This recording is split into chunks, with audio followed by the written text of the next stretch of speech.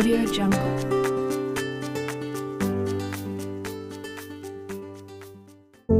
Pendidikan yang memerdekakan adalah pendidikan yang menitik beratkan perubahan secara menyeluruh, lahir dan batin, berdasarkan kodrat alami setiap individu.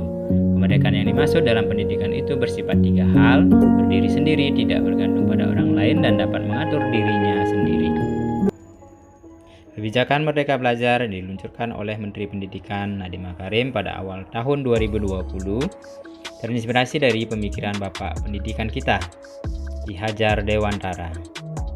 Ki Hajar Dewantara memperkenalkan sistem persekolahan yang bertumpu pada 3 gagasan utama, yaitu Taman Siswa, Pamong, dan Among. Dalam hal ini, pertama, kemerdekaan siswa dalam belajar. Kedua, belajar yang sesuai dengan keinginan dan kemampuan siswa yang secara alamiah terbentuk. Dalam hal ini, tugas pengajar baik dalam prinsip Among atau Pamong lebih untuk memperhatikan minat, bakat, dan kemampuan siswa, serta memberikan dukungan yang diperlukan terhadap perkembangan siswa, tanpa mengurangi keinginan siswa dalam tumbuh dan berkembang. Dukungan pengajar lebih dilakukan melalui dukungan psikologis, meliputi memberikan motivasi, inspirasi,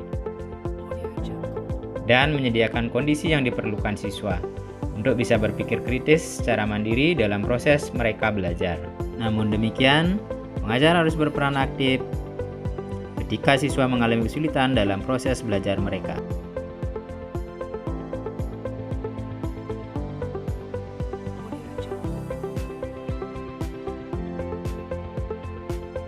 Jadi menurut saya, prinsip pendidikan yang memerdekakan adalah menghargai setiap potensi unik yang dimiliki oleh setiap peserta didik. Karena setiap peserta didik lahir tidak mungkin dengan potensi yang sama antara satu dengan yang lainnya. Nah, sehingga potensi-potensi inilah yang perlu kita kembangkan secara maksimal, sehingga kedepannya mereka bisa mencapai apa yang menjadi tujuan dari pendidikan yang kita lakukan di sekolah, sehingga mampu mengembangkan sebuah peradaban yang ada. Nah, dari hal tersebut tentu saja tetap harus selalu mengacu kepada 3 prinsip yang dikemukakan oleh Ki Hajar Dewantara. Yang pertama adalah harus sesuai dengan kodrat alam dan kodrat zamannya. Yang kedua berdasarkan atas asas trikon. Dan yang ketiga tetap dengan keseimbangan budi dan pekerti. Nah, mungkin itu Bapak Ibu yang bisa saya sampaikan.